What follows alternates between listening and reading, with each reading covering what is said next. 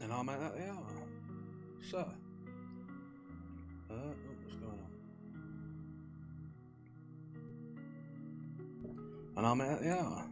So, hello, anyone who is here. As always, I have no way of knowing for sure if you are. Oh, hang on, my little model seems to be struggling a bit. Hang on. That's weird. Why am I not jumping so much? There you go.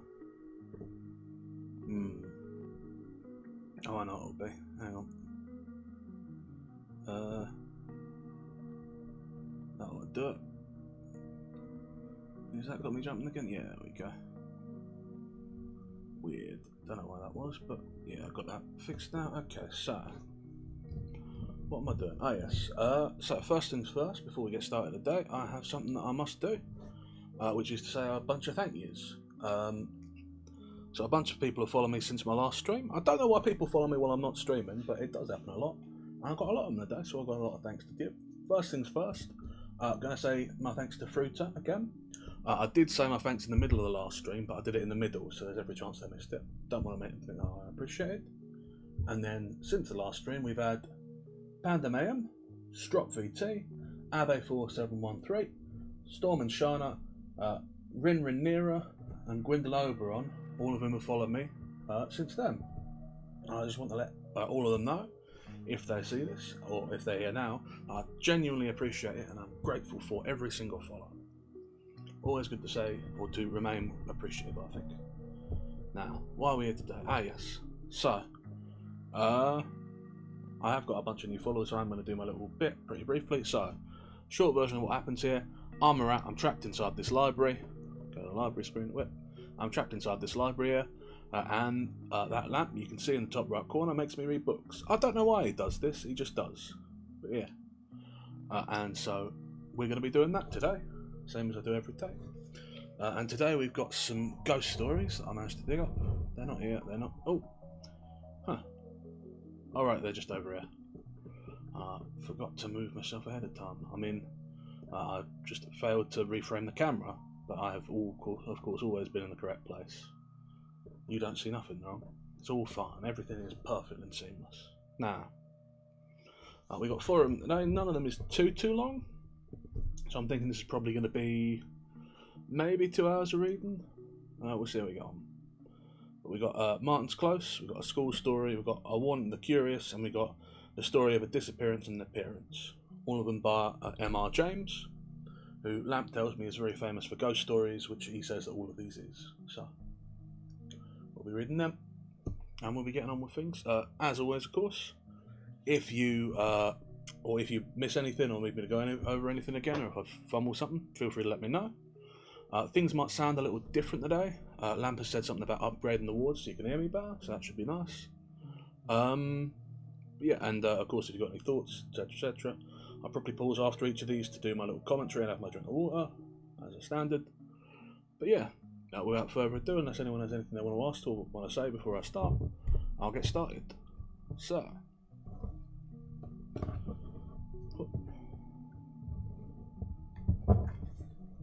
Martin's Close. Some few years back, I was staying with the rector of the parish in the west, where the society to which I belong owns property. I was to go over some of this land, and on the first morning of my visit, soon after breakfast, the estate carpenter and general handyman, John Hill, were announced as in readiness to accompany us. The rector asked which part of the parish we were to visit this morning. The estate map was produced, and when we had showed him our round, he put a finger on a particular spot. "Don't forget," he said, "to ask John Hill about Martin's Close when you get there. I should like to hear what he tells you." "What are you to tell us?" I said. "I haven't the slightest idea," said the rector. "Or if that is not exactly true, it will do till lunchtime." And here he was called away. We set out. John Hill is not a man who withholds such information as he possesses on any point, and you may gather from him much that is of interest about the people of the places and their talk. An unfamiliar word, one that he thinks ought to be unfamiliar to you, we usually spell as COB Cobb and the like. It is not, however, relevant to my purpose to record his conversation before the moment. When we reached Martin's Close, the bit of land is noticeable, for it is one of the smallest enclosures you are likely to see. A very few square yards, edged in with quickset on all sides, and without any gate or gaps leading into it. You might take it for a small cottage garden, long deserted, but that it lies away from the village and bears no trace of cultivation. It is at no great distance from the road. It is part of what is called the moor, in other words, a rough, unpastured land cut up in the largest fields. "Why is this little bit edged off so?" I asked, and John Hill, whose answer I cannot represent as perfectly as I should like, was not at fault. "That's what we call Martin's Close, sir. There's a curious thing about this bit of land, sir. Goes by the name of Martin's Close, sir. M-A-R-T-I-N, Martin. Beg pardon, sir. Did the rector tell you to make inquiry of me about that, sir?" "Yes, he did." "I thought as much, sir. I was telling the rector about that last week, and you were very much interested. Appears there's a murderer buried there, sir, by the name of Martin. Old Samuel Saunders, the family lived here at what we call Southtown, sir. He had a long tale about that, sir. Terrible murder done upon a young woman, sir. Cut her throat and cast her in the water down here." "Was he young for it?" "Yes, sir, he was young just up here, on the roadway. But I've heard that on the Ollie innocuous day, many hundred years ago, by the man that went by the name of the Bloody Judge. Terrible red and bloody, I've heard." "Was his name Jeffries, do you think?" "Might be possible 'twas Jeffries. J-F-E-F, Jeffries. I reckon 'twas, and the tale I've heard many times from Mr. Saunders, how this young man, Martin, George Martin, was troubled before his cruel action come to light by the young woman's spirit." "How was that, do you know?" "No, sir, I don't exactly know how 'twas with it, but by what I've heard, he was clearly tormented, and rightly too. Old Mr. Saunders, he told a history regarding a cupboard down here in the New Inn. According to what he related, this young woman's spirit came in out of this cupboard, but I don't recollect the matter." This was the sum of John Hill's information. We passed on, and in due time I reported what I heard to the rector.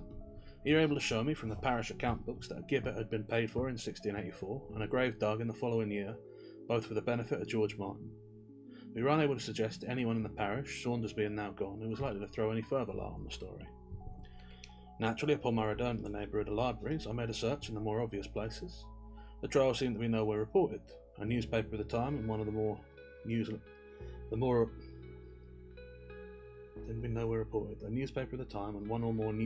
however, had some short notices from which I learnt that, on the ground of local prejudice against the prisoner, he was described as a young gentleman of good estate, the venue had been moved from Exeter to London, that Jeffries had been the judge and death the sentence, and there had been some singular passages in the evidence. Nothing further transpired till September of this year. A friend who knew me to be interested in Jeffries then sent me a leaf torn out of a second-hand bookseller's catalogue with the entry, "Jeffries, Judge, interesting old MS, trial for murder," and so forth, from which I gathered, to my delight, I could become possessed for a very few shillings of what seemed to be a verbatim report in shorthand of the Martin trial. I telegraphed for the manuscript and got it. It was a thin, bound volume, provided with a title written in longhand by someone in the 18th century who had added this note. My father, who took these notes in court, told me that the prisoner's friends had made interest with Judge Jeffreys that no report should be put out.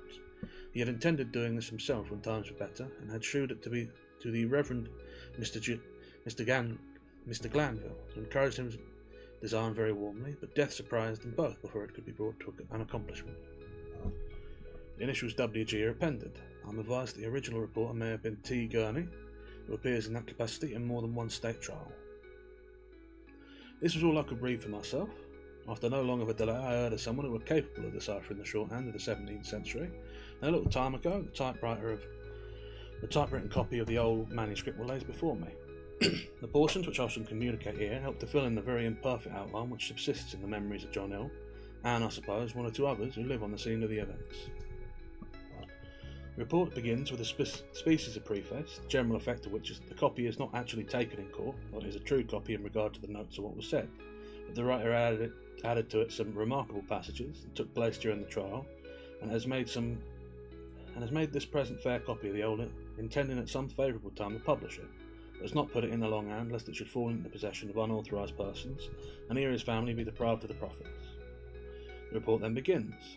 This case can be tried on Wednesday, the 19th of November, between our Sovereign Lord the King and George Martin Esquire of, I take leave to omit some of the place names, at sessions of Oyer and Terminer and jail delivery at the Old Bailey, and the prisoner, being in Newgate, were brought to the bar.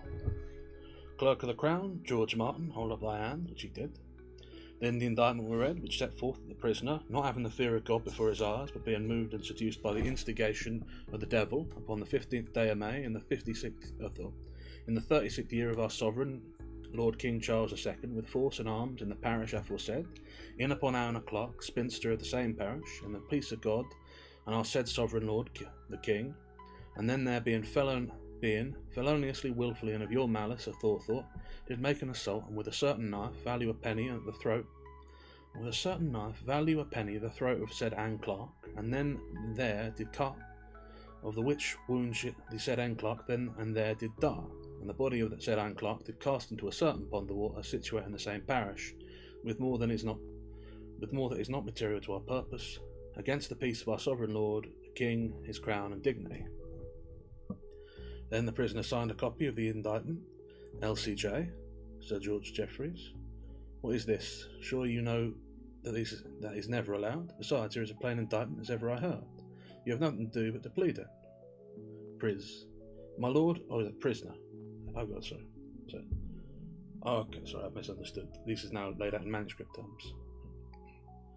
Jeffreys says, what is this? Surely you know that it is never allowed. Besides, here is a plain indictment as ever I have heard. You have nothing to do but to plead it. Prisoner replies, my lord, I apprehend there may be matter of law arising out of the indictment, and I would humbly beg the court to assign me counsel to consider of it. Besides, my lord, I believe it was done in another case. A copy of the indictment was allowed. What case was that? Truly, my lord, I have been kept a close prisoner ever since I came up from Exeter Castle, and no one allowed to come to me and no one to advise with. But I say, what was the case you allege? My lord, I cannot tell your lordship precisely the name of the case, but it is in my mind that there was such a one, and I would humbly desire, all this is nothing. Name your case, and we will tell you whether there be any matter for you in it. God forbid that you should have anything that may be allowed you by law. This is against law, and we must keep the course of the court. Attorney General, Sir Robert Sawyer. My lord, we pray for the king that he may be asked to plead. CL of CT. Are you guilty of the murder wherefore you stand indicted or not guilty? Prisoner responds, my lord, I would humbly offer this to the court. If I plead now, shall I have an opportunity after to accept against the indictment? The judge responds, yes, that comes after verdict. That will be saved to you, and counsel assigned if there be a matter of law. But that which you have now to do is plead. And after some time, or some little parleying with the court, which seemed strange upon such a plain indictment, the prisoner pleaded not guilty. CL of CT. Culprit, how will thou be tried? Prisoner. By God and my country. CL of CT. God send thee a good deliverance. Judge. Why, how is this? There has been agreed to do that you should not be tried at Exeter by your country, but be brought here to London. But be brought here to London, and now you ask to be tried by your country. Must we send you to Exeter again? The prisoner responds, My lord, I understand it was the form. The judge responds, So it is, man. We spoke only in the way of pleasantness. Well, go on and swear at the jury. So they were sworn. I meant the names. There were no challenging on the prisoner's part, for as he said, he did not know any of the persons called. Thereupon the prisoner asked for the use of a pen, ink, and paper, on which the L.C.J. replied, Aye, in God's name let him have it. Then the usual charge was delivered to the jury, and the case opened by the junior counsel for the King, Mr. Dolben, the Attorney General, followed. May it please your lordship and you gentlemen of the jury, I am of counsel for the King against the prisoner at the bar. You have heard that he stands indicted for a murder done upon the person of a young girl. Such crimes as this you may perhaps reckon to be not uncommon, and indeed in these times I am sorry to say that there is scarce any fact so barbarous and unnatural, but what we must hear almost daily instances of it. But I must confess that in this murder that is charged upon the prisoner there are some particular features that mark it out to be such as I hope has but seldom, if ever, been perpetuated upon English ground, which will make it appear the person murdered were a poor country girl, whereas the prisoner is a gentleman of proper estate, and beside that was one to whom Providence had not given full use for intellects, but was what is termed among us commonly an innocent or natural, such a one, therefore, as one would have supposed a gentleman of the prisoner's quality more likely to overlook, or if he did notice her, to be moved to compassion for her unhappy condition, and to lift up his hand against her, in the very horrid and barbarous manner which we shall now show you he used. Now to begin at the beginning, and open the matter orderly, about Christmas of last year, that is the year 1683, this gentleman, Mr. Martin, having newly come back into his own country from the University of Cambridge, some of his neighbours, to show him what civility they could, for his family is one that stands in very good repute all over the country, entertained them here and there at their Christmas merrymakings, so that they were constantly riding to and fro from one house to another, and sometimes, when the place of his destination were distant, or for other reasons as the unsafeness of the roads, he would be constrained to lie the night at an inn. In this way it happened that he came a day or two after the Christmas, to the place where this young girl lived with her parents, and put up at the inn there, called the New Inn, which is, as I am informed, a house of good repute. Here was some dancing going on among the people of the place, and Anne Clark had been brought in, it seems, by her eldest sister to look on. But being, as I have said, of weak understanding, and beside that very uncomely in her appearance, it was not likely that she should take much part in the merriment, and accordingly were but standing by in a corner of the room. The prisoner at the bar, seeing her, one must suppose by way of a jest, afterwards she danced with him, and in spite of what her sister and others could say to prevent it and to dissuade her, the judge interjects. Come, Mr. Attorney, we are not set here to listen to tales of Christmas parties in taverns. I will not interrupt you, but sure you have more weighty matters than this. You will be telling us next the tune they danced to. The attorney responds, My lord, I would not take up the time of the court with what is not material, but we reckon it to be material to show how the unlikely acquaintance began. And as for the tune, I believe indeed our evidence will show that even that hath been a beating hath a bearing on the matter at hand. Judge responds, Go on, in God's name, but give us nothing that is impertinent. The attorney, Indeed, my lord, I will keep to the matter, but gentlemen, having now shown you, as I think, enough of the first meeting between the murdered person and the prisoner, I will shorten my tale so far as to say that from then on there were frequent meetings of the two. For the young woman was greatly tickled with having got hold, as she conceived it, of so likely a sweetheart, and he being once a week at least in the habit of passing through the street where she lived, she would be always on the watch for him, and it seems they had a signal arranged. He should whistle the tune that were played at the tavern. It is a tune, I am informed, well known in that country and has a burden. Madam, will you talk with me? The judge responds, I remember it in my own country in Shropshire. It runs somehow thus, doth it not? Here his lordship whistled part of the tune, which was very observable, and seemed below the dignity of the court, and it appears he felt so himself, for he said, But this is by the mark, and I doubt it is the first time we have had dance tunes in this court. The most part of the dancing we give occasion for is done at Tyburn, looking at the prisoner, who appeared very much disordered. Just in the south, for those of you unfamiliar, Tyburn was a river known for being the location of London's hanging tree. So he's implying that he hangs people more than whistles dances. You said the tune was material to your case, Mr. Attorney, and upon my life I think Mr. Martin agrees with you. What ails you, man, staring like a player that sees a ghost?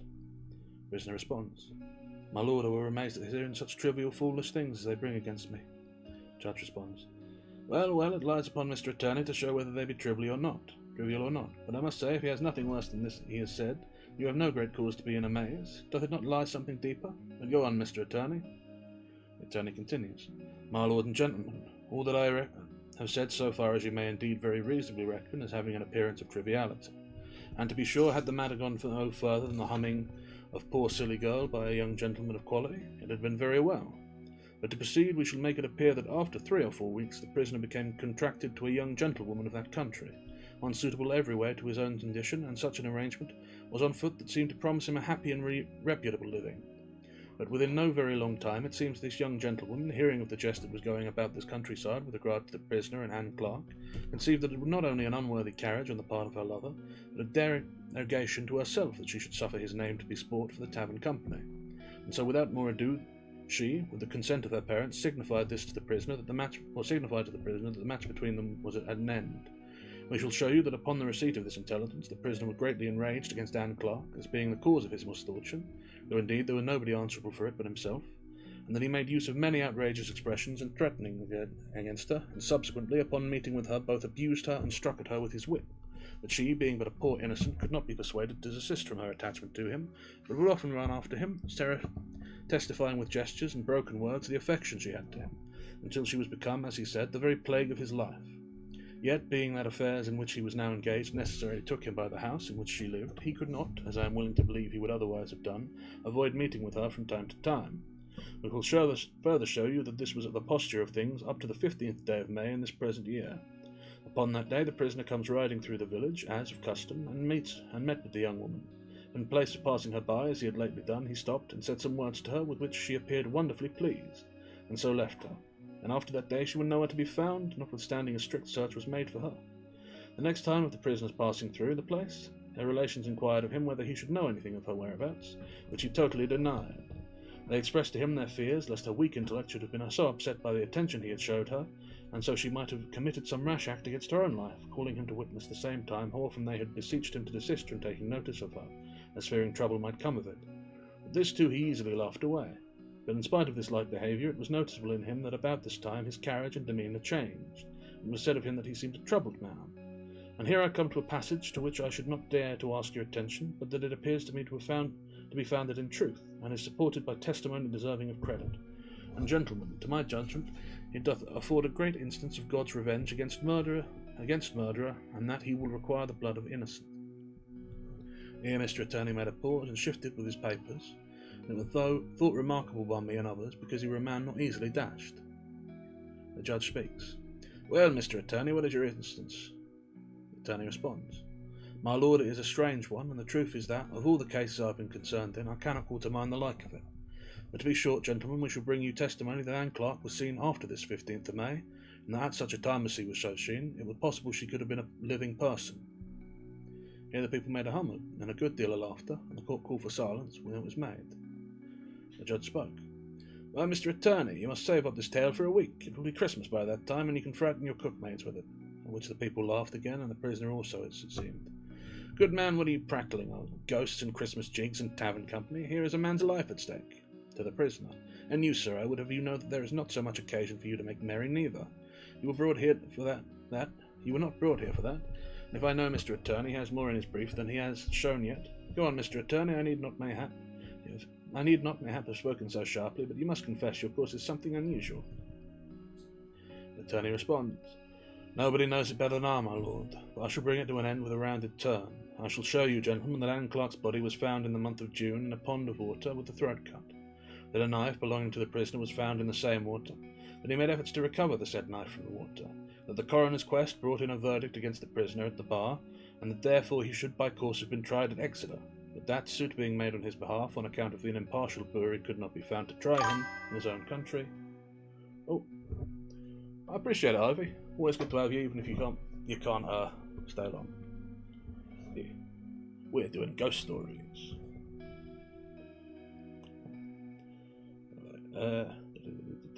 Therefore he should have been tried at Exeter, but that suit being made on his behalf on account that an impartial jury could not be found to try him in his own country, he had that singular favour shown him that he should be tried here in London, and so we will proceed to call her evidence. Then the facts of the acquaintance between the prisoner and Anne Clark were provided, and also the coroner's inquest. I'll pass over this portion of the trial, for it offers nothing of special interest. Sarah Arscott were next called and sworn. Attorney asked, "What is your occupation?" "Sir, I keep the new in. Do you know the prisoner here at the bar?" "Yes, he was often in our house since he come first at Christmas of last year." "Did you know Anne Clark?" "Yes, very well." "Pray, what manner of person was she in her appearance?" "She was a very short, thick-made woman. I do not know what else you would have me say." "Was she comely?" "No, not by manner of means. She was very uncomely, poor child. She had a great face and hanging chops and a very bad colour, like a puddock." Lord Court Justice interjects. "What is that, mistress? What say you she was like?" "My lord, I ask pardon. I had Esquire Martin say she looked like a puddock in the face, so she did." "Did you that? Can you interpret her, Mr. Attorney?" "My lord, I apprehend that it is the country word for a toad." "Oh, a hop toad. Aye, go on." The attorney continues. "Will you give an account to the jury of what passed between you and the prisoner at the bar in May last?"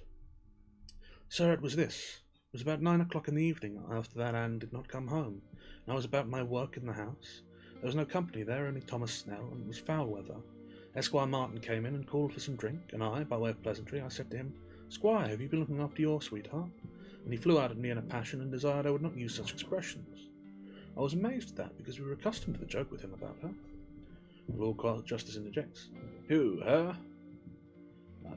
The witness responds, "Anne Clark, my lord, and we had not heard the news of his being contracted to a young gentlewoman elsewhere, or I am sure I should have used better manners.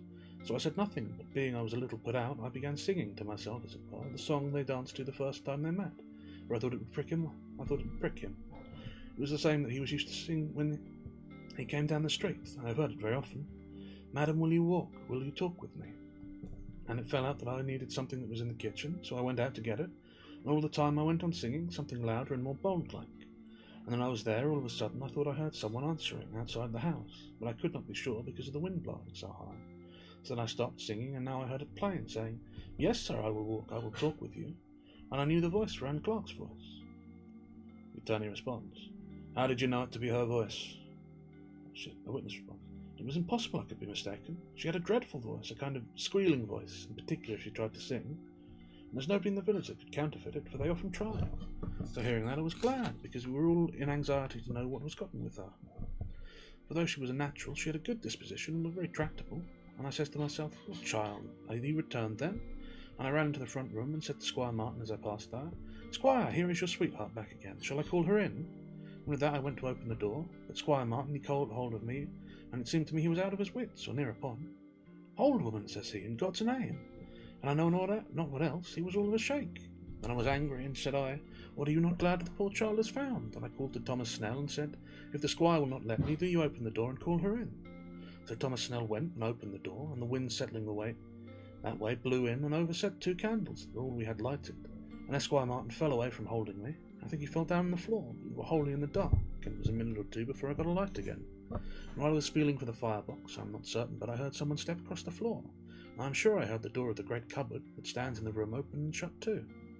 Then when I had a light again, I see Esquire Martin on the settee, on the settle, all white and sweaty, as if he had swounded away, and his arms hanging down. I was going to help him, but just then it caught my eye that there was something like a bit of a dress shut in the cupboard door, and it came to my mind that I heard the door shut, so I thought it might be some person who had run in while the light was quenched and was hiding in the cupboard.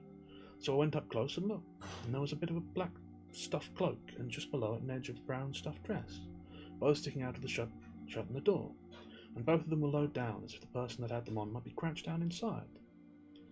"What did you take it to be?" "I took it to be a woman's dress." "Could you make any guess as to whom it belonged to? Did you know anyone who wore such a dress?" "It was a common stuff by what I could see. I've seen many women wearing such a stuff out in the parish." "Was it like Anne Clark's dress?" "She used to wear just such a dress, but I couldn't say on my oath it was hers." "Did you observe anything else about it?" "I did notice that it looked very wet, but it was foul weather outside." The judge interjects. "Did you feel of it, mistress?" "No, my lord, I did not like to touch it." "Not like? Why is that? Are you so nice that you scruple the feel of a wet dress?" "Indeed, my lord, I cannot very well tell why. Only it had a nasty, ugly look about it." "Well, go on." Then I called again to Thomas Snell, and bid him come to me and catch anyone that come out when I should open the cupboard door.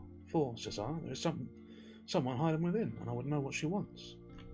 With that, Squire Martin gave a sort of cry or a shout and ran out the house into the dark, and I felt the cupboard door pushed out against me while I held it.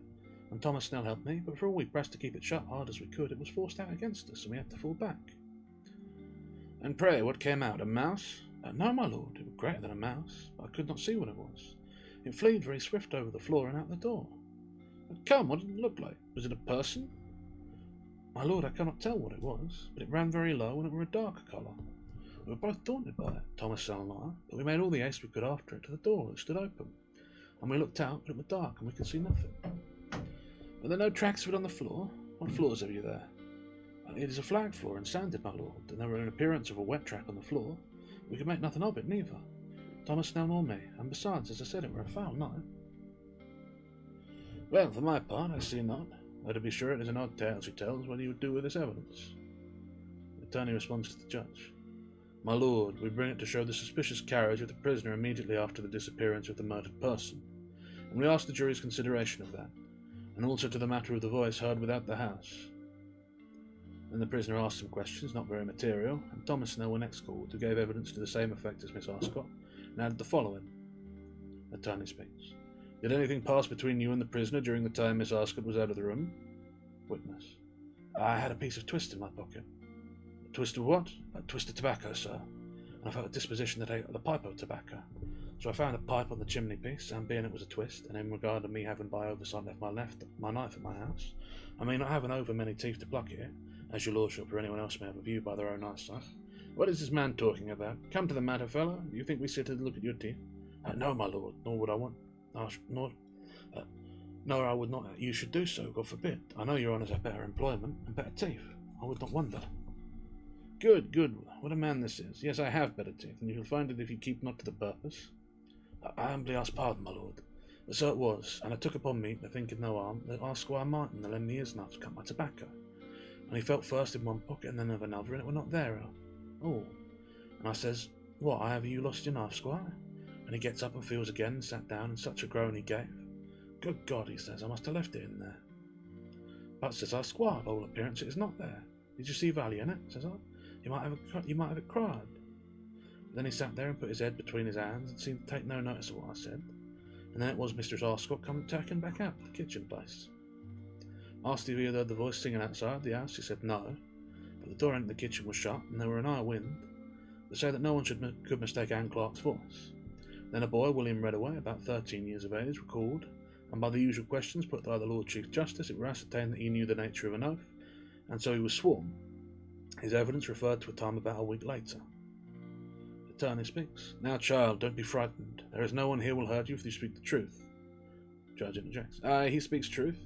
And remember, child, thou art in the presence of the great God of heaven and earth, and hath the keys of hell, and of us we are the king's officers, and have the keys of Newgate. And remember, too, there is a man's life in question, and if thou tellest a lie, and by that means he comes to an ill end, thou art no better than his murderer. So speak the truth. The attorney speaks. Tell the jury what you know, and speak out where you were on the evening of the 23rd of May last. Judge speaks. Why, what does a boy such as this know of days? Can you mark the day, boy? Witness speaks. Yes, my lord. It was the day before our feast, and I were to spend sixpence there, and there falls a month before Midsummer Day. Member of the jury speaks. My lord, we cannot hear what he says.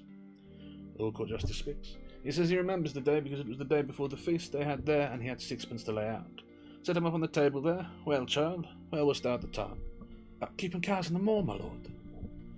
The boy, using the country speech, my lord could not well apprehend him, and so asked if there were anyone that could interpret him, and were answered that the parson of the parish were there, and he were accordingly sworn, and so the evidence given, the boy said, I were on the moor about 6 o'clock, and sit behind a bush of firs near a pond of water.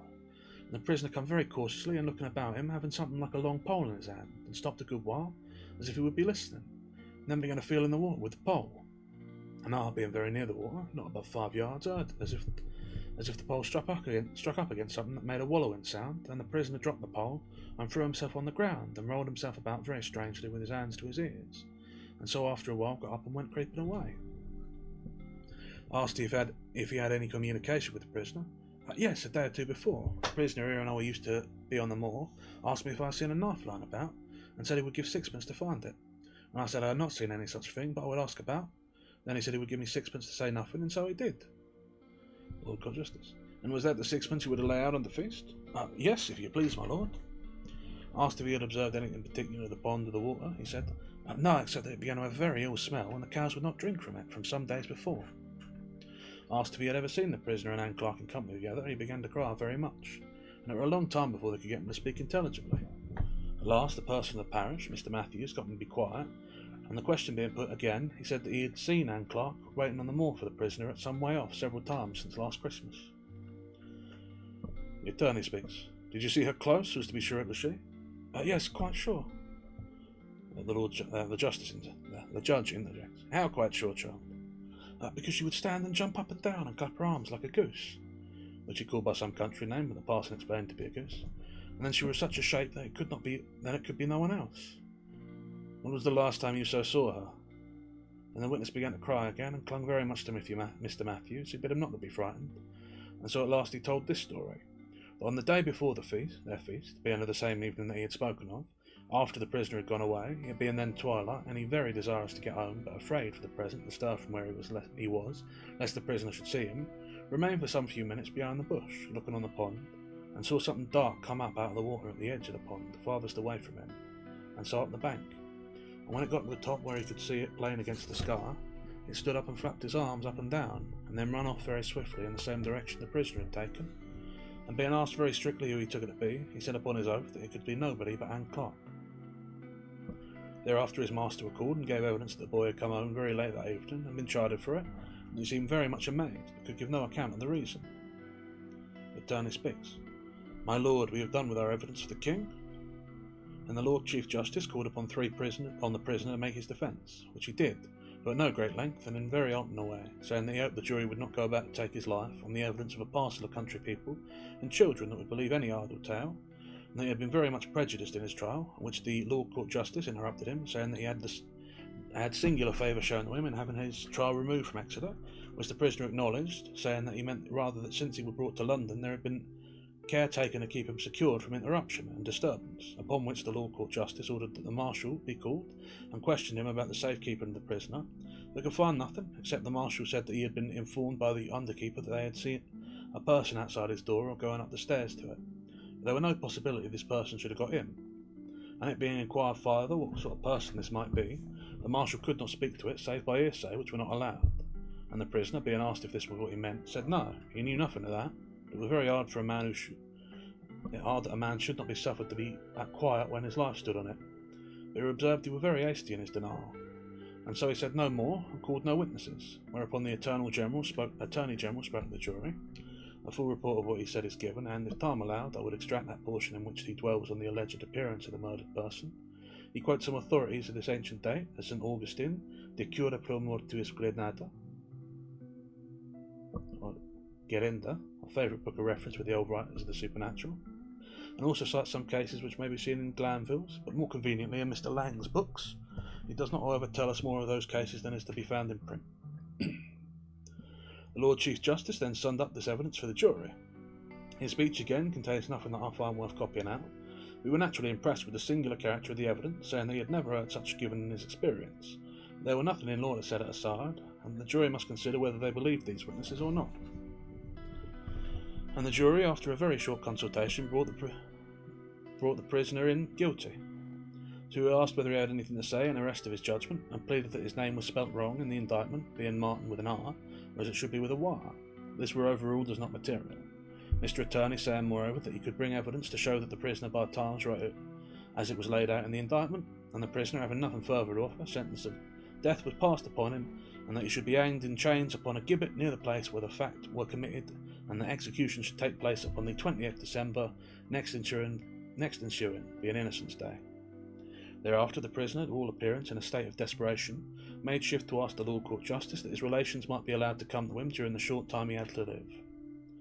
Lord Court Justice responds, Aye, with all my heart, so be it in the presence of the keeper, and Anne Clark may come to you as well, for what I care. At which the prisoner broke out and cried to his lordship not to use such words to him, and his lordship very angrily told him he deserved no tenderness at any man's hand for cowardly, butcherly murder that had not stomach to take the reward of his deeds.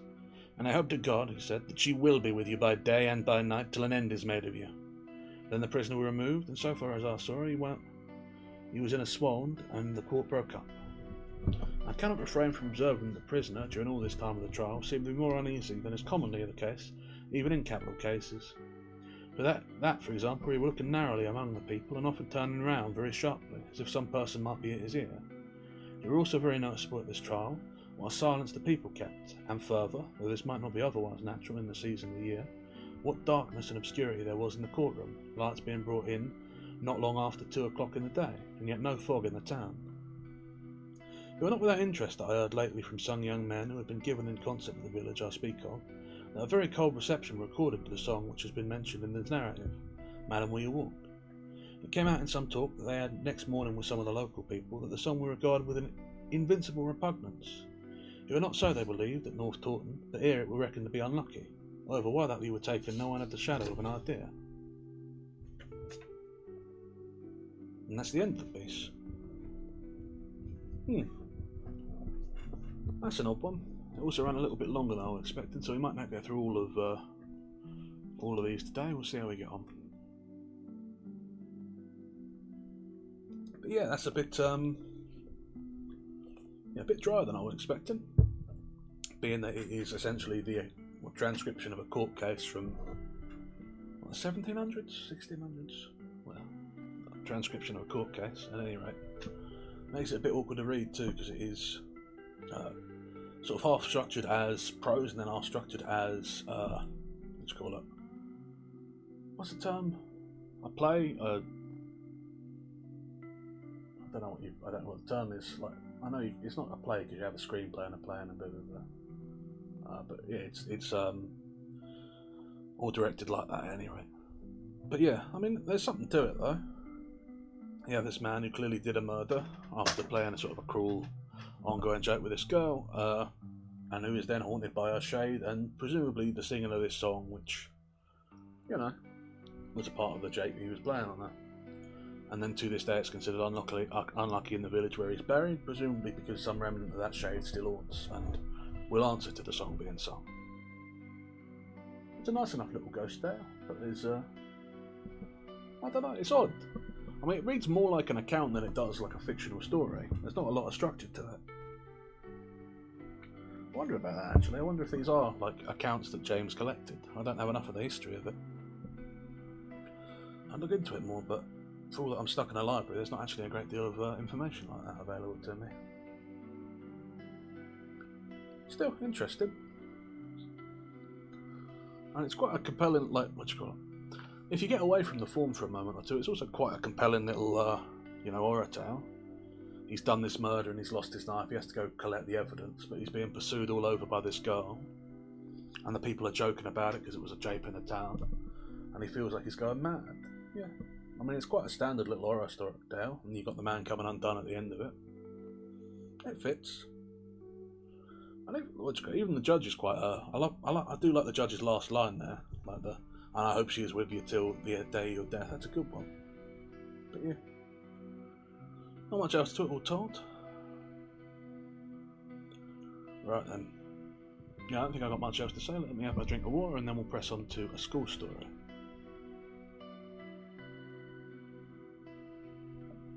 Right.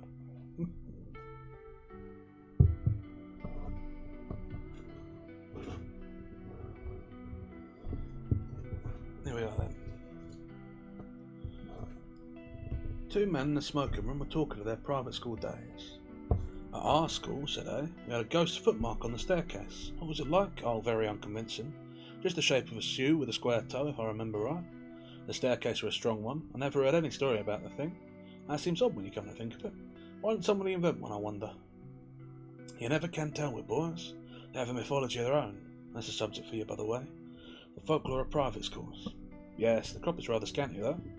I imagine if you were to investigate the cycles of ghost stories, for instance, which the boys at private schools tell each other, they would all turn out to be highly compressed versions of stories out of books. Nowadays, the Strand and Pearsons and so on would be extensively drawn upon.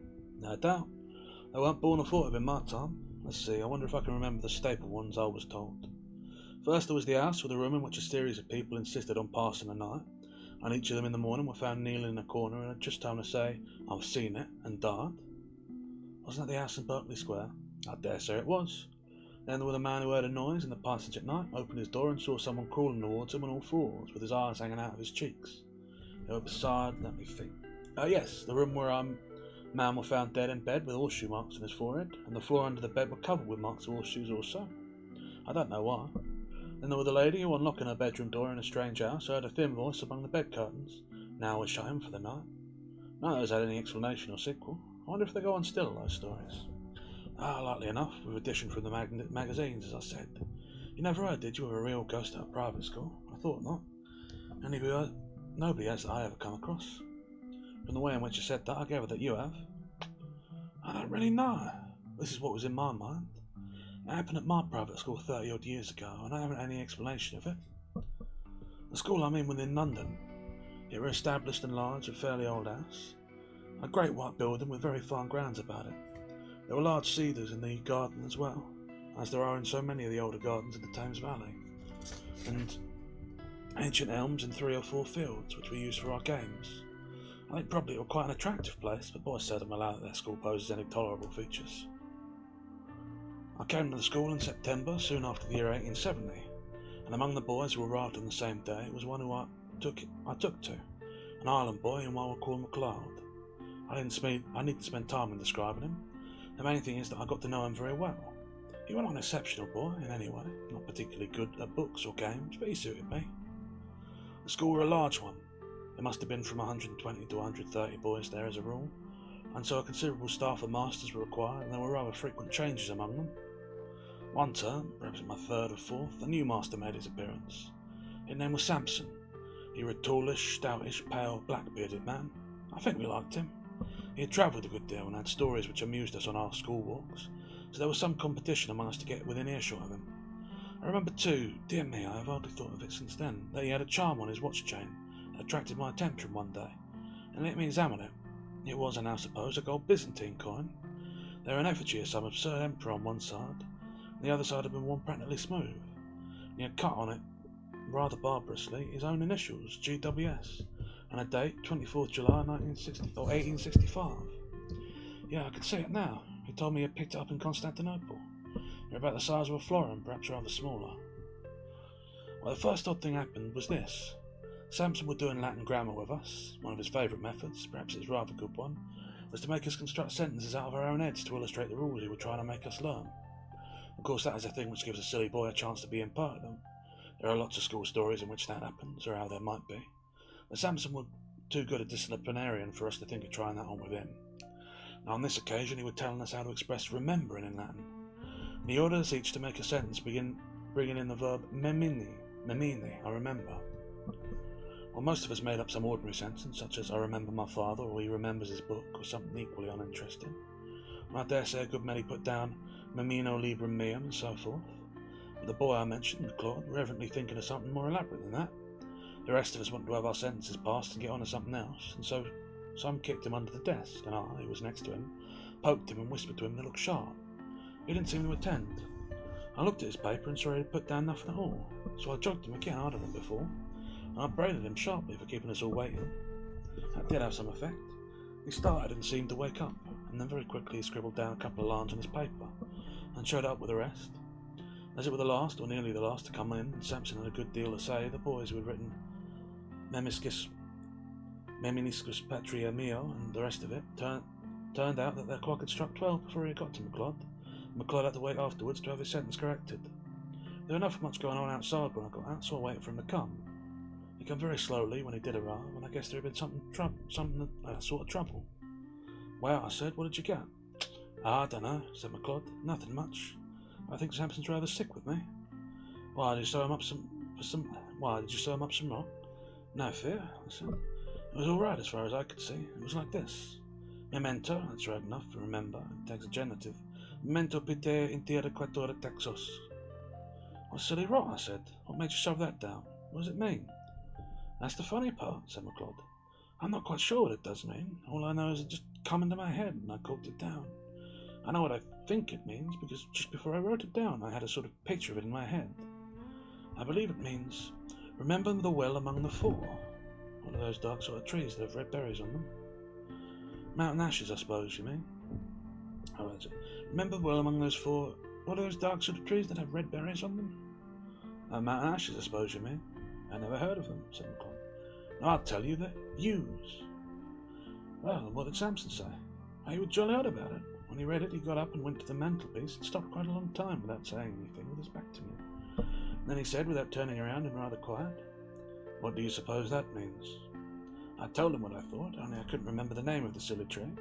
Then he wanted to know why I put it down, and I had to say something or other. And after that, After that, he left off talking about it and asked me how long I'd been here, and where my people lived, and things like that. And then I came away. But he wasn't looking a bit well. I don't remember any more than that was said by either of us about this. Next day, McClodd took to his bed with a chew or something in the car, and then it were a week or more before we were in school again. As much of a month went by without anything happening that were noticeable. Whether or not Mr. Sampson were really startled, as McClodd had thought, he didn't show it. I'm pretty sure, of course, now that there was something very curious in his past history. I'm not going to pretend that we boys were sharp enough to guess at any such things. But one other incident of the same kind as the last, which I told you. Several times since that day, we had to make up examples in school to illustrate the different rules, but there had never been any new except when we did them wrong. At last there came a day when we were going through these dismal things, which people call conditional sentences, and we were told to make a conditional sentence expressing a future consequence. We did it, right or wrong, and showed up our bits of paper, and Samson began looking through them. All at once he got up, made out some odd sort of noise in his throat, and rushed out by a door that was just by his desk. We sat there for a minute or two, and then, I suppose it were incorrect, but we went up, and I and one or two others, to look at the papers on his desk. Of course I thought someone must have put down some nonsense or other, and Samson had gone off to report him. All the same, I noticed that he hadn't taken any of the papers with him when he ran out. At the top paper on the desk were written in red ink, which no one used, and it wasn't in anyone's hand who were in the class. They all looked at it, McClodd and all, and took their diagnosis that it wasn't theirs. And then I thought of counting the pieces of paper. And this I made quite certain. There were 17 bits of paper on the desk and 16 boys in the form. Well, I bagged the extra paper and kept it, and I believe I have it now. And now you want to know what was written on it. It was simple enough, and harmless enough, I should have said. Si tu non veneris ad me, ego veniem ad te. Which means, I suppose, if you don't come to me, I'll come to you.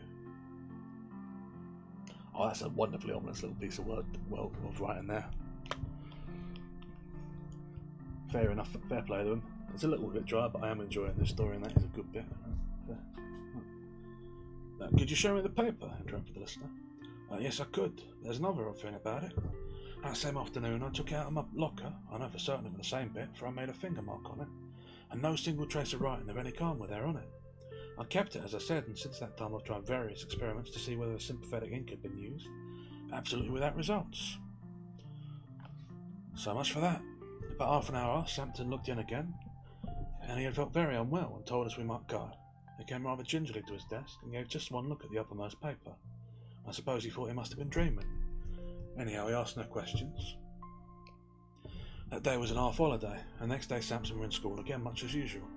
That night, the third and last incident in my story happened. We, McClodd and I, slept in a dormitory at right angles to the main building. Samson slept in the main building on the first floor. There were a very bright full moon. An hour which I can't tell exactly, at some time between 1 and 2, we were woken up by somebody shaking me. It was McClodd, and a nice state of mind he seemed to be in. "Come," he said, "come, there's a burglar getting in through Samson's window." As soon as I could speak, I said, "Well, why not call out and wake everybody up?" No, I said. "I'm not sure who it is. Don't make a row, come and look." Naturally, I come and looked, and naturally there was no one there. I was cross enough and should have called McClodd plenty of names. Only, I couldn't tell why. It seemed to me there was something wrong, something that made me very glad I wasn't alone to face it. We were still at the window looking out, and as soon as I could, I asked him what he had heard or seen. "I didn't hear anything at all," he said. "But about 5 minutes before I woke you, I found myself looking out of this window here, and there was a man sitting or kneeling on Samson's windowsill and looking in. I thought he was beckoning." "What sort of man?" McClodd wriggled. "I don't know," he said. "I can tell you one thing, he was beastly thin, and he looked as if he was wet all over, and," he said, looking round and whispering as if he hardly liked to hear himself, "I'm not at all sure that he was alive." We went on talking in whispers some time longer, and eventually crept back to bed. No one else in the room woke or stirred the whole time. I believe we did sleep a bit afterwards, but we were very cheap next day. And next day Mr. Sampson was gone, not to be found, and I believe no trace of him has ever come to light since. And thinking it over, one of the oddest things about it all has seemed to me that the fact that neither McLeod nor I had ever mentioned what we had seen to any third person whatever. Of course, no questions were asked on the subject. If they had been, I am inclined to believe that we could not have made any answer. We seemed unable to speak about it. That's my story, said the narrator. The only approach to a ghost story connected with a school that I know. But still, I think, an approach to such a thing. And there's a little break here in the story, and I'm going to take a moment to take a drink, because my throat's starting to feel a bit rough, I think, on account of my choosing to use a hoarse whisper for the narrator in this story.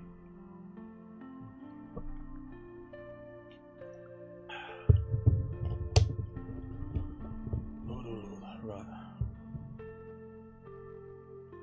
And yeah, I mean, that's quite a decent little story there, I'll give it that. The Latin adds a delightfully creepy air, given that it's sort of so outdated nowadays. It makes it feel older and more ominous. And some Byzantine ghost who comes after an old schoolmaster. Right, a sequel to this may perhaps be reckoned highly conventional, but a sequel there is, so it must be produced. There have been more than one listener to that story, and in the latter part of that same year, or the next, one such listener was staying at a country house in Ireland. One evening his host was turning over a drawer full of odds and ends in the smoking room. Suddenly he put his hand upon a little box. "Now," he said, "you know about old things. Tell me what this is." My friend opened the little box and found in it a thin gold chain with an object attached to it. He glanced at the object and then took off his spectacles to examine it more narrowly. "What's the history of this?" he asked.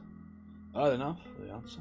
"You know the yew thicket in Shrewsbury? Well, a year or two back we were cleaning out the old well that used to be in the clearing here. And where do you suppose we found?" "Is it possible that you found a body?" said the visitor, with an odd feeling of nervousness. "We did that. But what's more, in every sense of the word, we found two." "Good heavens, two? Was there anything to show how they got in there? Was this thing found with them?" "It was. Among the rags to clothes that were on one of the bodies. A bad business, whatever the story it may have been.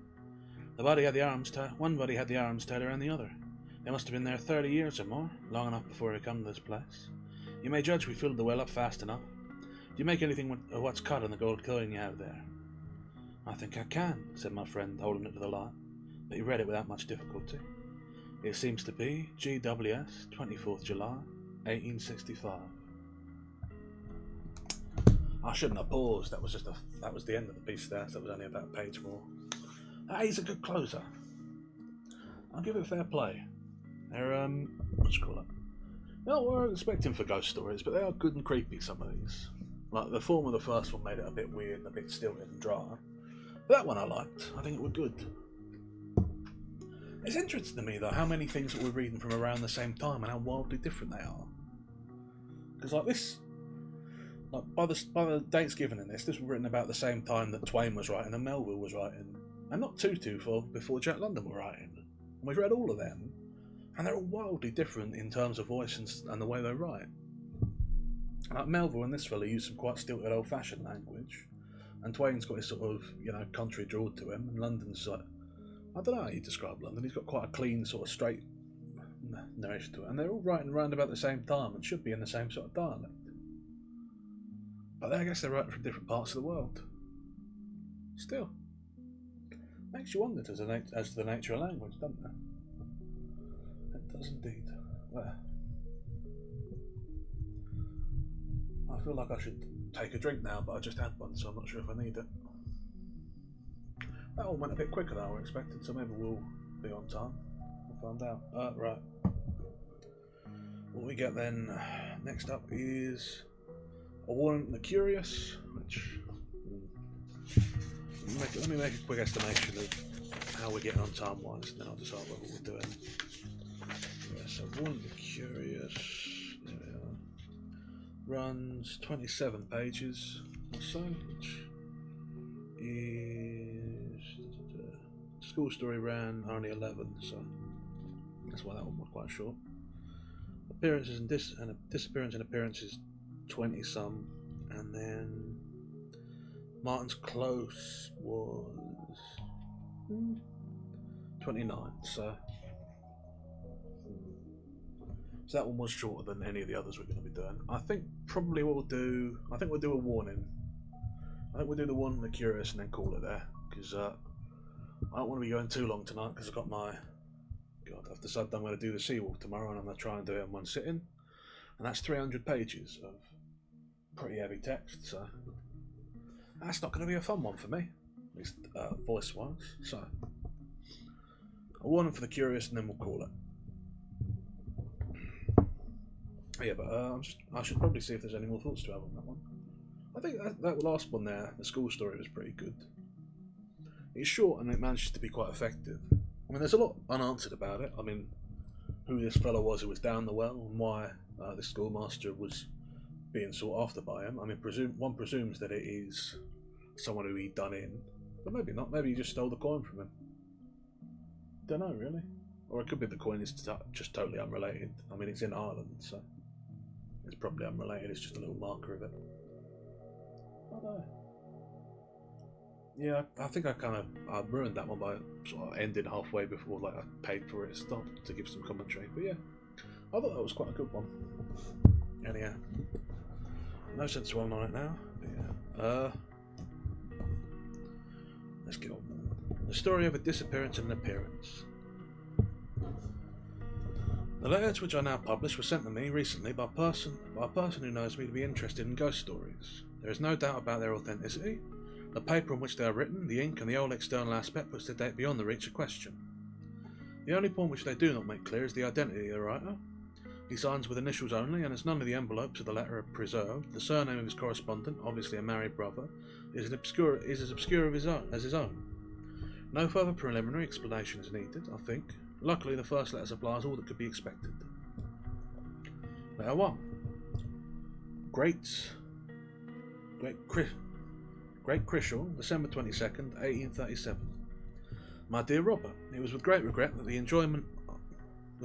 for the enjoyment I am losing, and for a reason which you will deplore equally with myself, that I write to inform you that I am unable to join your circle for this Christmas.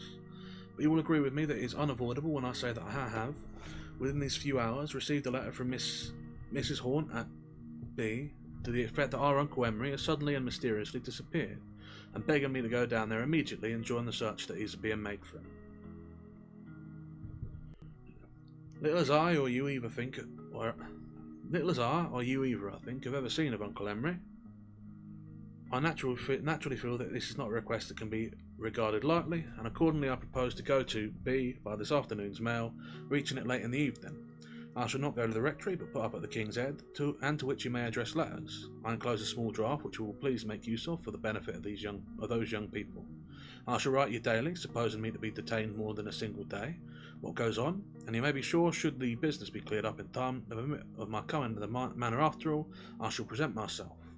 I have but a few minutes at disposal, with cordial greetings to you all, and many regrets. Believe me, your affectionate bro, W.R. Letter 2. King's Head, December 23rd, 37. My dear Robert, in the first place there is as yet no news of Uncle H. And I think you may finally dismiss any idea, I won't say hope, that I might after all turn up for Xmas. However, my thoughts will be with you, and you have my best wishes for a really festive day. Mind that none of my nephews or nieces expend any fraction of their guineas on presents for me. Since I got here I have been blaming myself for taking this affair of Uncle H too easily. From what people here say, I gather there is very little hope that he can still be alive, but whether it is accident or design that carried him off, I cannot judge. The facts are these. On Friday the 19th, he went as usual, shortly before 5 o'clock, to read evening prayers at the church, and when they were over, the clerk brought him a message, in response to which he set off to pay a visit to a sick person in an outlying cottage the better part of 2 miles away. He paid the visit and started on his return journey about 6:30. This is the last that is known of him. The people here are very much grieved at his loss. He had been here many years, as you know, and though, as you also know, he were not the most genial of men, he had more than a little of the martinet in his composition. He seems to have been active in good works and unsparing of trouble to himself. Poor Mrs. Hunt, who has been his housekeeper ever since she left Woodley, is quite overcome. It seems like the end of the world to her. I am glad that I did not entertain the idea of taking quarter at the rectory, and I have declined several kindly offers of hospitality from people in the place, preferring as I do to be independent and finding myself very comfortable here. You will of course wish to know what has been done in way of inquiry and search. First, nothing was to be expected from investigation at the rectory, and to be brief, nothing has transpired. I asked Mr. as others had done before, whether there was either any unfavourable symptom in our master, such as might portend a sudden stroke or attack of illness, or whether he had ever had reason to apprehend any such thing. But both she and also his medical man were clear that this were not the case. He was quite in his usual health. In the second place, naturally, ponds and streams had been dragged, and fields in the neighbourhood, which he is known to have visited, last had been searched without result. I have myself talked to the parish clerk, and, more important, have been to the house where he paid his visit. There can be no question of any foul play on these people's part. The one man in the house is ill, in bed, and very weak. The wife and the children, of course, could do nothing themselves, nor is there a shadow of probability that they or any of them should have agreed to decoy poor Uncle H out in order that he might be attacked on the way back. They had told what they knew to several other inquirers already, but the woman repeated it to me. The rector were looking just as usual. He wasn't very long with a sick man. He ain't, she said, like somewhat as gift in prayers, but there if we were all that way, however, with the chap... Like what some had gift in prayers, but there, if we was all that way, however, would the chapel people get their living? He left some money when he went away, and one of the children saw him cross the stile in the next field. He was dressed as he always was, wore his bands. I gather he is nearly the last man remaining who does so. At any rate, in this district. You see, I'm putting down everything. The fact is that I have nothing else to do, and haven't brought no business papers with me, and moreover, it serves to clear out my own mind, and may suggest points which have been overlooked. So I shall continue to write all the passes, even the conversations if need be. You may read or not as you please, but pray to keep the letters. I have another reason for writing so fully, but it is not yet a very tangible one. You may ask if I have myself made any search in the field and at the cottage. Something, a good deal, has been done by others, as I mentioned, but I hope to go over the ground tomorrow. Bow Street has now been informed and will send down by the night's coach, but I do not think they will make much of the job. There is no snow, which might have helped us. The fields are all grass. Of course, I was on the qui vive for any indication today of both going and returning. There are a thick mist on the way back, and I will not in trim for wandering out about unknown pasture, especially on an evening when bushes look like men, and a cow lowing in the distance might have been the last trump. I assure you, if Uncle Henry had stepped out from among the trees in a little copse which borders the path at one place, carrying his head under his arm, I should have been very little more uncomfortable than I was. To tell you the truth, I was rather expecting something of the kind, but I must drop my pen for the moment. Mr. Lucas, the curator, is announced. Later, Mr. Lucas has been and gone. There is not much beyond the decencies of ordinary sentiment he got from him.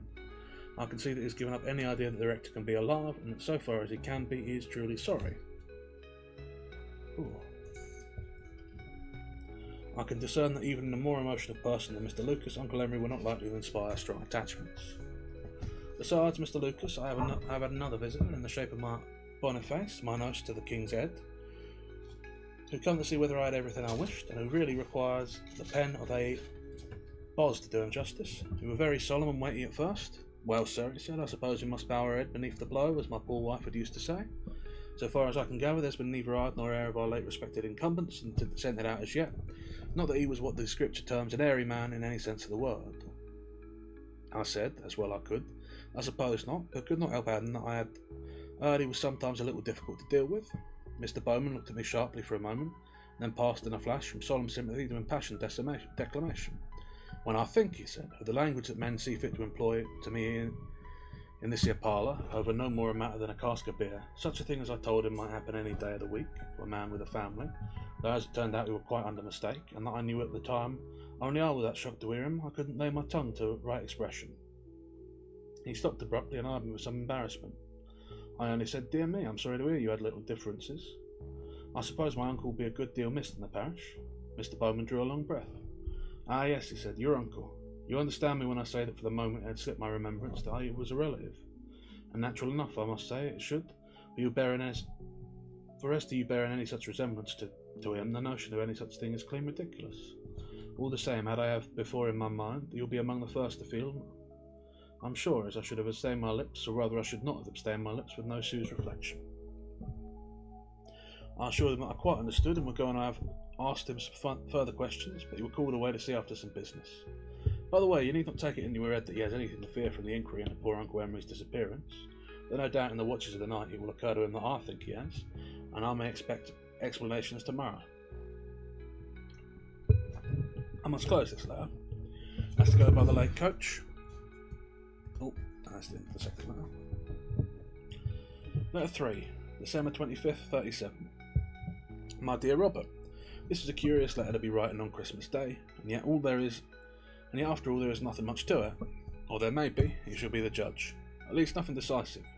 The Bow Street men practically say they have no clue. The length of climb and the weather conditions have made all treks so faint as to be quite useless.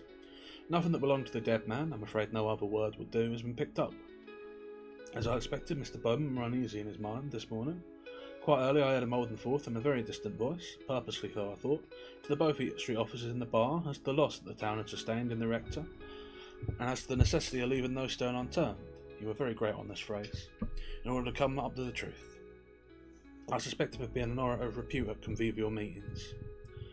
When I was at breakfast he came to wait on me and took an opportunity, when handing me a muffin, to say in a low tone, I hope, sir, you recognise my feeling towards your relative is not actuated by any taint of what you may call malignity.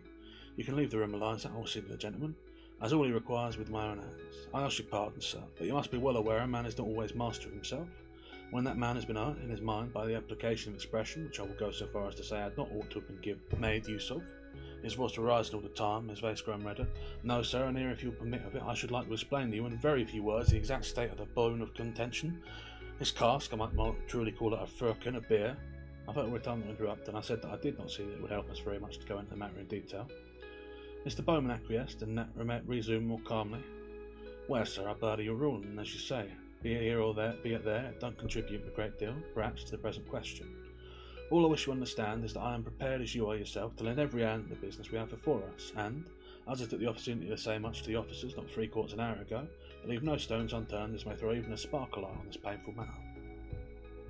In fact, Mr. Bowman did accompany us out on the exploration, although I'm sure his genuine wish was to be helpful. I'm afraid he did not contribute to the serious side of it. He appeared to be under the impression that we were likely to meet either Uncle Emery or the person responsible for his disappearance walking about the fields, and did a great deal of shading his eyes with his hand and calling out attention by pointing with his stick to distant cattle and labourers. He had several long conversations with old women whom we met, and were very strict and severe in his manner, but on each occasion returned to our party saying, well, I find she seem to have no connection with this sad affair. I think you may take it from me, sir, as there's little or no light to be looked at from that quarter, nor without she's keeping something back intentional. We gained no appreciable result, as I told you at starting. The Bow Street men have left the town, whether for London or not, I'm not sure. This evening I had company for the shape of a bagman and a smartish fellow. I knew what were going forward, but though he had been on the road for some days about here, he had nothing to tell of suspicious characters, tramps, wandering sailors, and gypsies. We were very full of a capital punch and Judy show he had seen the same day at W. I've asked if I had been here yet, and advised me by no means to miss it if it does come.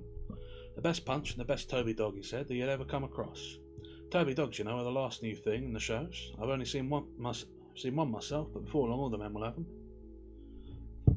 Now, why you all want to know, do I trouble? I feel like I should make an aside here to explain what a Punch and Judy show is, in case you don't know. I think they're quite a British thing, but it's like a particular type of puppet show that is, which got very famous and was often performed up until, I guess, even the early 2000s. You'd see them around, but yeah, they're filled with sort of an horrible story of an abusive husband who goes back doing terrible things. So if that comes up, that's the context. Right.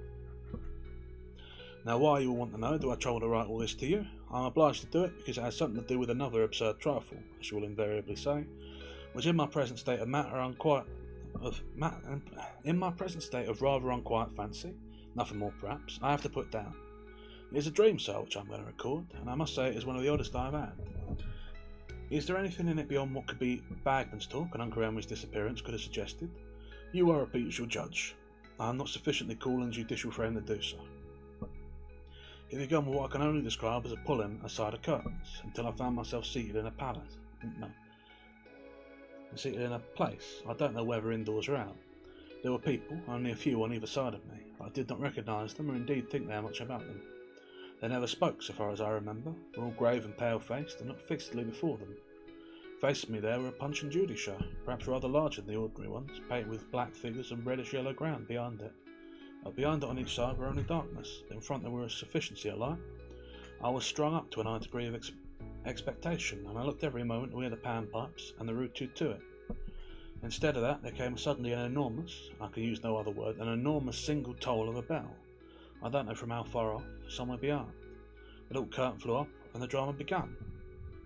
I believe someone once tried to rewrite Punch as a serious tragedy. Whatever he may have been, this performance would have suited him exactly. There was something satanic about the hero. He varied his methods of attack. For some of his victims he lay in wait to see his horrible face, it was yellowish white I may remark, peering round the wings made me think of the vampire in Fuseli's foul sketch. The other he was polite and carnelian, particularly the unfortunate alien who can only say shalabala, though what punch said I never could catch. With all of them I come to dread the moment of death. The crack of the stick on their skulls, which in the ordinary way delights me, I'd hear a crushing sound, as if the bone were given way, and the victims quivered and kicked as they lay. The baby, that sounds more ridiculous as I go on, the baby I am sure were alive. Punch wrung its neck, and if the choke or squeak which it gave were not real, I know nothing of reality.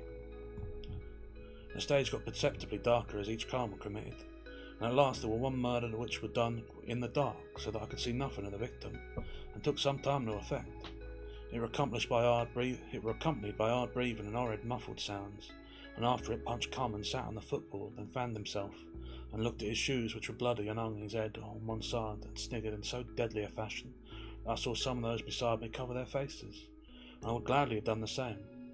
But in the meantime the scene beyond Punch were clearing, and showed, not the usual house front, but something more ambitious. A grove of trees in the gentle slope of an hill, with a very natural, in fact I should say real, moon shining on it. Over this there rose slowly an object which I soon perceived to be a human figure with something peculiar about the head. What I were unable at first to see. It did not stand on its feet, but began creeping or dragging itself across the middle distance towards Punch. It was still set back to it, and by this time I may remark, though it did not occur to me at the moment, that all pretense of this being a puppet show had vanished. Punch was still Punch, it's true, but like the others was some sense a live creature, and both moved themselves at their own will. When I next glanced at him he was sitting in malignant reflection, but in another instant something seemed to attract his attention. He first sat up sharply, then turned round, then evidently caught sight of the person that were approaching him, and was in fact now very near. Then indeed did he show unmistakable signs of terror. Catching up his stick he rushed forward, the wood only just eluding the arm of his pursuer, which was suddenly flung out to intercept him.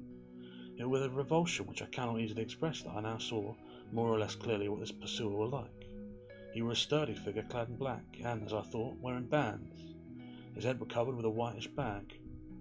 The chase which now began lasted I do not know how long, now among the trees, now along the slope of the field, sometimes both figures disappearing only for a few seconds, and only some uncertain sounds letting one know that they were still afoot. At length there came a moment when Punch, evidently exhausted, staggered in from the left and threw himself down among the trees. His pursuer were not long after him, and come looking uncertainly from side to side, and catching sight of the figure on the ground, he too threw himself down. His back was turned to the audience with a swift motion, twitching the covering from his head, and thrust his face into that of Punch. Everything on the instant grew dark. There was one long, loud, shuddering scream, and I awoke to find myself looking straight into the face of... what in all the world do you think? But a large owl, which was seated out my window still, immediately opposite my bedfoot, holding up its wings like two shrouded arms. I caught the fierce glance of its yellow eyes, and then it was gone. I heard the single enormous bell again, very likely, as you were saying to yourself, the church clock, but I do not think so, and then I was broad awake. All this, I may say, happened within the last half hour. There was no probability of my getting to sleep again, so I got up, put on clothes enough to keep me warm, and am writing this rigmarole on the first hours of Christmas Day. Have I left out anything? Yes. There were no Toby Dog, and the names over the front of the Punch and Judy booth were Kidnap, and were Kidman and Gallop, which was certainly not what the bagman had told me to look out for. By this time I feel a little more as if I could sleep, so this too should be sealed and wafered.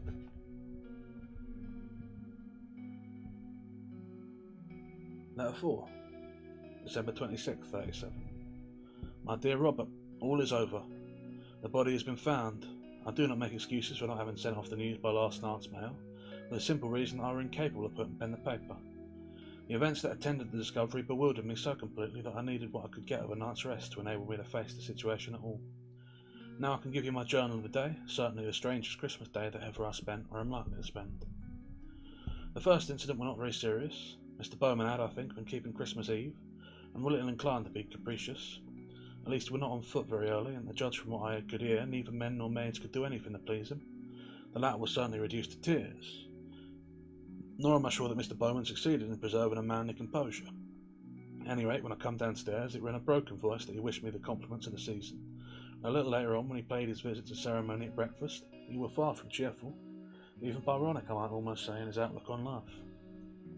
"I don't know," he said, "if you think with me, sir, but every Christmas as comes around the world seems a holler thing to me.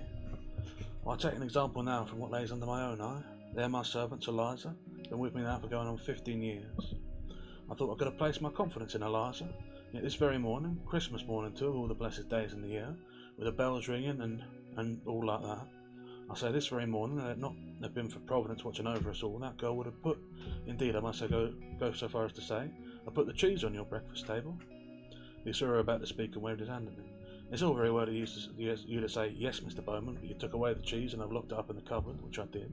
I have the key here, well, not the actual key, one very much about the same size. That's true enough, sir. What do you think of it is the effect of the action on me, sir? Well, it's no exaggeration for me to say that the ground is cut from under my feet. And yet when I say it much to Eliza, not nasty, mind you, but just firm-like, what is my return? 'Oh,' she says. 'Well,' she says, 'it wasn't no bones broke, I suppose.' Well, sir, it hurt me, that's all I can say, it hurt me. I don't like to think of it now." There are an ominous pause here in which I ventured to say something like, "Yes, very trying," and then ask what hour the church service was to be. 11 o'clock, Mr. Bowman said with an heavy sigh. "Ah, you won't have no such discourse from poor Mr. Lucas as what you would have done for our late rector. Him and me have had our little differences, but did do, more's a pity. I can see that a powerful effort were needed to keep him off the vexed question of a cask of beer, but he made it. But I will say this, a better preacher, nor we on yet to stand faster by his rights, or what he considered to be his rights. However, that's not the question now. I for one never set under. Some might say was he an eloquent man, and to that my answer would be, well, there you had better right perhaps to speak of your own uncle than what I have. Others might ask, did he keep an hold of his congregation? And there again I should reply, that depends. But as I say, yes, Eliza, my girl, I'm coming. 11 o'clock, sir, and you inquire for the king's headgear. I believe Eliza had been very near the door, and should consider it in my veil. The next episode was church. I thought Mr. Lucas had a difficult task in doing justice to the Christmas sentiments, and also to the feeling of disquiet and regret which, whatever Mr. Bowman would say, were clearly prevalent. I do not think he rose to the occasion. I were uncomfortable. The organ wolved, you know what I mean. The wind died twice in the Christmas hymn, and the tenor bell, I suppose, owing to some negligence on the part of the ringers, kept sounding faintly about once a minute during the sermon. The clerk sent up a man to see it, but he seemed unable to do much. I was glad when you were over.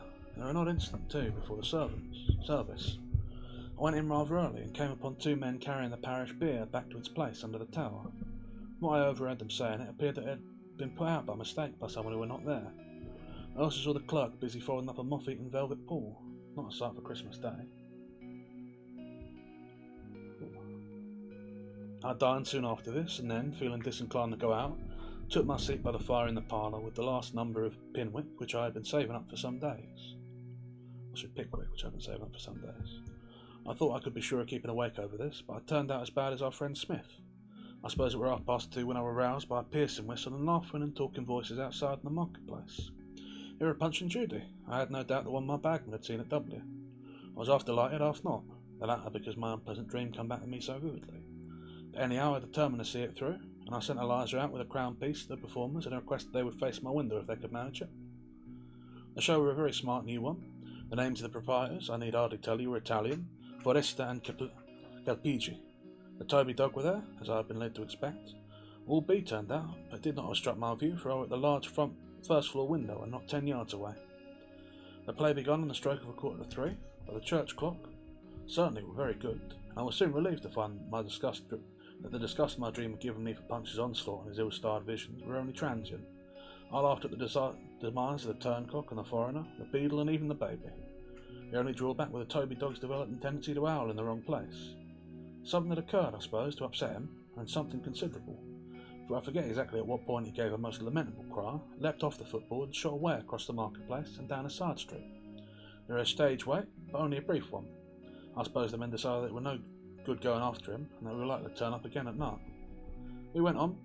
Punch dealt faithfully with Judy, and in fact with all comers, and then came the moment when the gallows were erected, and the great scene with Mr. Ketch was to be enacted. It were now that something happened, of which I can certainly not yet see the import fully. You witnessed an execution and know what the criminal's head looks like, with a cap on. If you were likely If you were like me, you never wish to think of it again, and I do not willingly remind you of it. It was just such a head as that I, from my somewhat higher post, saw in the inside of the showbox. At first the audience did not see it. I expected it to emerge into their view, but instead of that, there slowly rose for a few seconds an uncovered face, with an expression of terror upon it, which I have never imagined the like. It seemed as if the man, whoever he was, being forcibly lifted with his arms somehow pinioned, or held back towards the little gibbet on the stage. I could just see the nightcapped head behind him. Then there were a cry and a crash. The old showbox fell over backwards. Kicking legs were seen among the ruins, and then two figures, as some said, I can only answer for one, were visible running at top speed across the spare and disappearing into a lane which leads to the field. Of course everybody gave chase.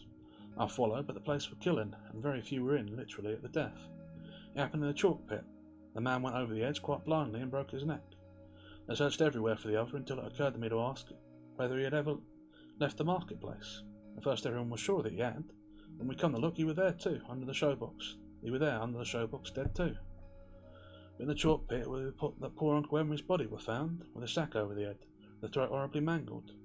In a repeat corner of the sack sticking out of the soil that attracted attention, I cannot bring myself to write down in greater detail. I forgot to say the men's real names were Kidnam and Gallop. I feel sure I have heard them, but no one here seems to know anything about them. I'm coming to you as soon as I can after the funeral. I must tell you when we meet what I think of it all. That's the end of the piece. And I'll say, I think that's quite a good one. I think it holds up well, but the problem is I think you do need a familiarity with the sort of foundations of a Punch and Judy show for it to make a lot of sense to you, which is a shame. Because I don't know they're super popular, even in the UK in this day and age, but especially among Americans and other folks. So I'll do a brief explanation of them to give you some context and grounding. So Punch and Judy, or the tragic comedy or comic tragedy of Mr. Punchinella, as it's originally called, was I think it's originally an Italian piece, or sort of in the style of commedia dell'arte, that was done as a puppet show.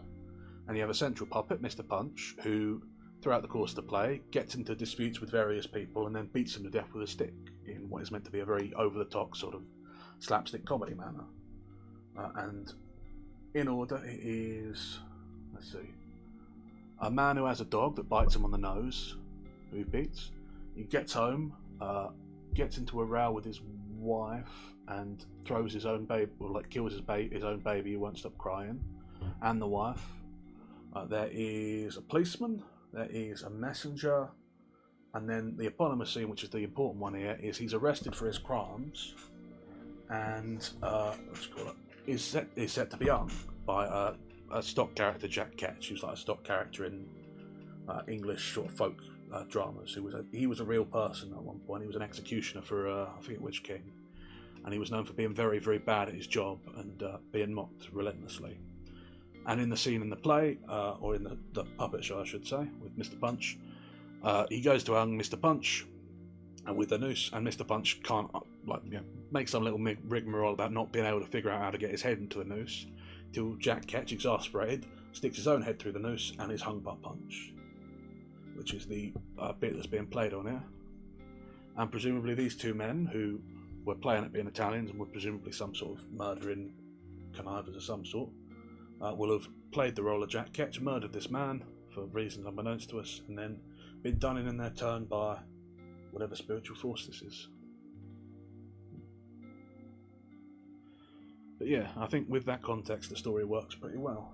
It manages to be, spooky. The letters aren't a bad framing device, and I think especially the dream of the Punch and Judy show, the sort of horrific satanic one, is very frightening. It's a very grim piece, especially, the baby being alive. Like, the babies, a Punch and Judy show is objectively pretty messed up.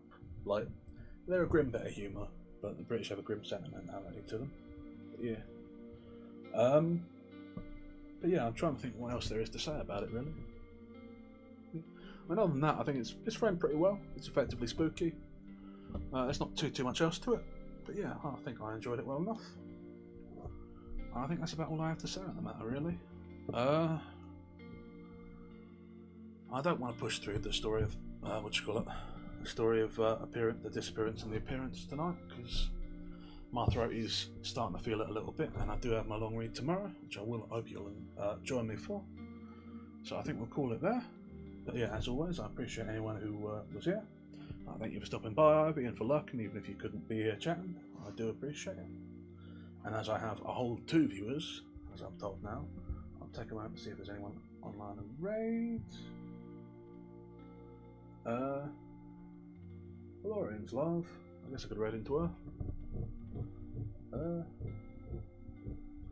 Yeah, may as well. Read into Valorian. I assume that's okay and you don't want to disappear, whoever is still here. So yeah. Ooh. Start raid.